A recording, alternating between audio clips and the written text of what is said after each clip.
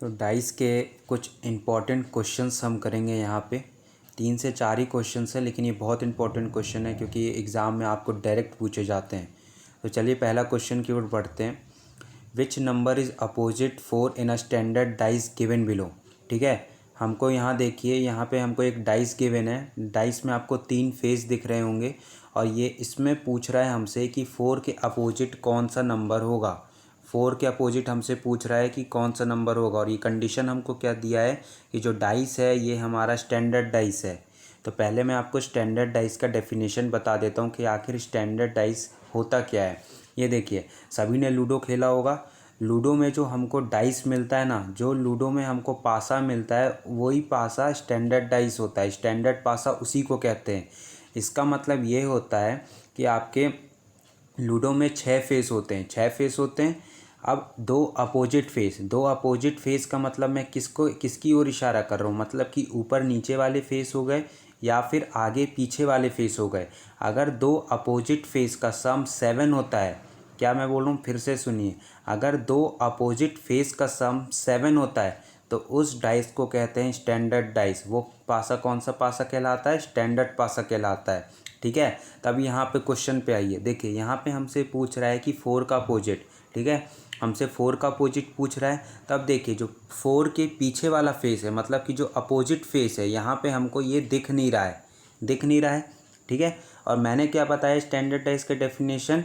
Standard dice उस dice को कहते हैं जहाँ पे उस डाइस में 2 अपोजिट नंबर का सम, 2 अपोजिट फेस का सम क्या होता है? 7 होता है। तो 4 के अपोजिट क्या होगा कि उसका सम 7 हो जाए। तो आप लीनियर इक्वेशन यहाँ देखिए मैं बना रहा हूँ। सपोज़ करिए कि मैंने 4 के पीछे वाला जो नंबर है उसको x ले लिया, तो 4 + x = आपका 7 हो गया, क्योंकि स्टैंडर्ड डाइस में 2 अपोजिट फेस का सम 7 होता है। ठीक है, तो x यहाँ पे हमारा ये लीनियर इक्वेशन सॉल्व करने से आसानी से निकल जाएगा कि x हमारा क्या है? 3, मतलब कि 4 के पीछे 3 होगा, इसलिए ऑप्शन बी करेक्ट है। ठीक है, यही आपसे कह देता कि 5 के अपोजिट बताइए, तो 5 के अपोजिट आपको आप आसानी से बता देते कि 5 के अपोजिट 2 होगा। क्यों? क्योंकि ये डाइस हमारा स्टैंडर्ड डाइस, और स्टैंडर्ड डाइस का जो डेफिनेशन होता है उसमें 2 अपोजिट नंबर का सम 7 होता है, 2 अपोजिट फेस का सम 7 होता है, इसलिए 5 का अपोजिट 2 हो जाता, 1 का अपोजिट 6 हो जाता। ठीक है, तो चलिए इसी में एक और क्वेश्चन करते हैं। ये देखिए, which number is opposite 3 in a standard dice given below. अब हमको एक डाइस गिवन है और ये कह रहा है कि ये डाइस जो है फिर से ये स्टैंडर्ड डाइस है। ठीक है, सिमिलर क्वेश्चन है, बस यहाँ पे फेस में जो नंबर लिखे हैं उसमें अंतर है, और हमसे कह रहा है कि 3 का अपोजिट बताने के लिए। तब देखिए, 3 का अपोजिट जो है वो यहाँ पे दिख नहीं रहा है। ठीक है, और मैंने क्या बताया स्टैंडर्ड डाइस का डेफिनेशन? स्टैंडर्ड डाइस उस डाइस को कहते हैं जहाँ पे 2 अपोजिट फेस या फिर 2 अपोजिट नंबर कह लीजिए, वो दोनों का सम क्या होता है? 7 होता है। तो यहाँ पे 3 के जो पीछे वाला नंबर है वो यहाँ पे तो आपको दिख नहीं रहा है। उसी तरह 6 के जो नीचे वाला नंबर है वो वाला भी फेस आपको दिख नहीं रहा है। और उसी तरह 2 का भी जो अपोजिट फेस है वो भी यहाँ पे नहीं दिख रहा है। हमसे 3 का अपोजिट पूछ रहा है यहाँ पे। मैंने क्या किया था पिछले क्वेश्चन में, जो हमको यहाँ पे पूछ रहा है उसको x ले लिया था। तो चलिए 3 + x = 7 हो जाएगा। मैंने ये लीनियर इक्वेशन क्यों लिखा? क्योंकि हमको ये पता है कि स्टैंडर्ड डाइस में 2 अपोजिट फेस का सम क्या होता है? 7 होता है। x को आप सॉल्व कर लीजिए, x का आंसर 4 आ जाएगा, x आपका 4 आ जाएगा, ऑप्शन बी करेक्ट है। 2 का अपोजिट यहाँ पे 5 हो जाएगा, 6 का अपोजिट आपका 1 हो जाएगा, मतलब 6 ऊपर है तो नीचे क्या आएगा? 1 होगा। ठीक है, तो स्टैंडर्ड डाइस का डेफिनेशन मैं एक बार फिर से बोल देता हूँ। उस डाइस को बोलते हैं स्टैंडर्ड डाइस जिसमें 2 अपोजिट फेस का सम क्या होता है? 7 होता है। ठीक है, चलिए हम अगला क्वेश्चन करते हैं। ये देखिए, अगला क्वेश्चन है the number opposite the face having the number 3 will be.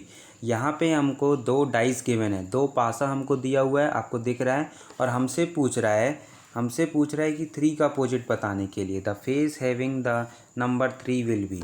ठीक है, the opposite face having the number 3 will be, 3 का अपोजिट हमसे पूछ रहा है। तो देखिए, पहले हमको देखना है कि पहले वाले डाइस में कौन से नंबर दिए हैं। 3 2 6 दिया है, दूसरे वाले में हमको 2 1 6 दिया है। अब सबसे पहले अगर हमको 2 डाइस गिवन है या फिर 2 पासा दिया हुआ है तो उसमें सबसे पहला काम हम क्या करते हैं, सबसे पहला काम हमको ये ढूंढना है कि आखिर दोनों डाइस में या दोनों पासा में कितने नंबर कॉमन है, मतलब कि वो कौन से नंबर है जो दोनों में आ रहे हैं। तो चलिए देखिए यहाँ पे आपको दिख रहा है कि जो आपका 6 है वो दोनों में आ रहा है, मतलब कि 6 आपका कॉमन है।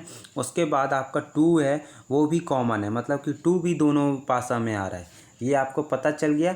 तो आपको ये पता चला कि हमको 2 डाइस गिवन था और उसमें हमारे 2 नंबर कॉमन थे।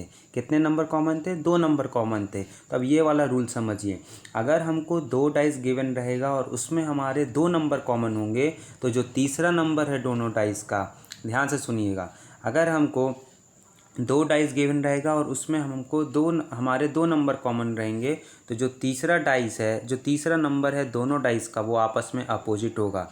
इसलिए 3 का अपोजिट क्या हो गया? 1 हो गया। हमसे 3 का अपोजिट पूछ रहा था, 3 का अपोजिट आसानी से 1 हो जाएगा। फिर से मैं कॉन्सेप्ट रिपीट कर देता हूँ। अगर हमको 2 डाइस गिवन रहेंगे और उसमें हमारे 2 नंबर कॉमन रहेंगे तो जो तीसरा नंबर है दोनों डाइस का, वो आपस में क्या होता है? अपोजिट होता है। ठीक है, चलिए हम अगला क्वेश्चन करते हैं। ये देखिए अगला क्वेश्चन NTSC स्टेज 2 का आया हुआ क्वेश्चन है। इसमें कह रहा है 2 position of a dice are shown, which number will appear on the face opposite the one having 5। हमसे कह रहा है कि हमको 2 डाइस गिवन है, 2 डाइस हमको कह रहा है और हमसे पूछ रहा है कि 5 के अपोजिट कौन सा नंबर होगा, the face opposite the one having 5। तो देखिए फिर से हमको देखना है कि आखिर कितने नंबर कॉमन है। 2 डाइस गिवन रहेंगे और किसी नंबर का अपोजिट पूछता है आपसे, तो आप सबसे पहला काम करिएगा कि आपको ये ढूंढना है कि वो दोनों डाइस में आखिर कितने नंबर कॉमन है। ठीक है, तो देखिए पहले वाले में हमको 3 1 5 दिख रहा है और दूसरे वाले में हमको 3 2 6 दिख रहा है। तो दोनों को पहले ध्यान से देखिए और पहले पहचानिए कि आखिर कितने नंबर कॉमन है। तो दोनों को देखें तो देखिए ये जो हमारा नंबर 3 है, एक वो दोनों में आ रहा है। नंबर 3 जो है हमारा दोनों में आ रहा है, मतलब कि कॉमन है। और कोई दूसरा नंबर आ रहा है? नहीं आ रहा है, मतलब कि बस एक ही नंबर यहाँ पे कॉमन है। वो कौन सा नंबर कॉमन है? 3 कॉमन है हमारा। ये हमको पता चल गया कि हमारा 3 कॉमन है। ठीक है, अब देखिए पिछले क्वेश्चन में हमको दो नंबर कॉमन थे, लेकिन ये वाले में हमारा एक ही नंबर कॉमन है। तो यहाँ पे जो रूल है वो अलग होता है। अब यहाँ का क्या करेंगे हम कि जो नंबर कॉमन है उस नंबर से हम क्लॉकवाइज चलेंगे। क्लॉकवाइज मतलब कि जैसे घड़ी के कांटे चलते हैं उसी तरह यहाँ पर भी चलना है। ठीक है, इस तरह का हम चलेंगे। उसके बाद हम क्या करेंगे कि क्वेश्चन के साइड में रिलेशन लिख लेंगे। देखिए पहले वाले डाइस का लिखता हूँ 3 5 1, ये मैंने क्लॉकवाइज लिखा है, जैसे घड़ी के कांटे चलते हैं उसी तरह देखिए मैंने लिखा है 3 5 1 क्लॉकवाइज लिखा। फिर यही रिलेशन के जस्ट नीचे कॉमन नंबर से ही, कॉमन नंबर मतलब 3 से ही स्टार्ट करेंगे और दूसरे वाले डाइस का लिखेंगे, वो भी क्लॉकवाइज, सेम क्लॉकवाइज ही चलेगा। 3 6 2, ये देखिए 3 6 2 इस तरह लिख लिया। और इसमें एक चीज़ ध्यान ये रखिएगा कि जो आपका कॉमन नंबर है वो आपका ऊपर नीचे आना चाहिए। जो मैं बार बार बोल रहा हूँ कि 3 5 1 क्लॉकवाइज लिखा पहले वाले डाइस का, दूसरे वाले का भी 3 6 2 क्लॉकवाइज ही लिखा, कॉमन नंबर है वो ऊपर नीचे आया। इस तरह का रिलेशन लिखने के बाद आपको ये पता चल जाएगा कि कौन से जो 2 नंबर हैं वो आपस में अपोजिट होते हैं। ठीक है, तो ये देखिए 1 2 आपका अपोजिट होगा, उसी तरह आपका 5 6 भी अपोजिट होगा। यहाँ पे कौन सा नंबर नहीं लिखा है? 1 लिखा है, 2 लिखा है, 3 लिखा है, 5 लिखा है, 6 लिखा है, 4 नहीं लिखा है। तो 3 और 4 आपस में अपोजिट हो जाएगा। ठीक है, मतलब कि ऊपर नीचे इस तरह का रिलेशन लिख लिए और फिर जो ऊपर नीचे वाले नंबर हैं वो आपस में क्या हो जाएंगे? अपोजिट हो जाएंगे। इसलिए हमसे पूछ रहा था 5 का अपोजिट, तो 5 के नीचे क्या लिखा है? 6। ऑप्शन डी करेक्ट है।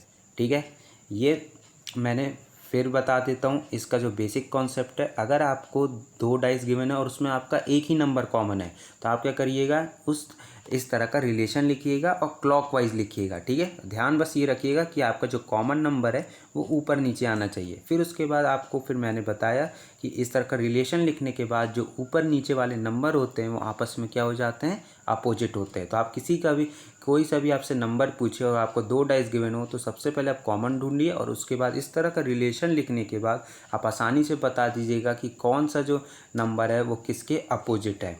ठीक है, तो कुछ ये बेसिक कॉन्सेप्ट्स थे जो मैंने यहाँ पे इस वीडियो में डिस्कस किया हूँ। आशा करता हूँ कि आपको समझ आया होगा। और अगर आपको कोई सा भी डाउट है तो आप जल्द से जल्द कमेंट सेक्शन में अपना डाउट है वो रखिए। मैं वहाँ पर से फिर अगले वीडियो में उस क्वेश्चन का आंसर करूँगा।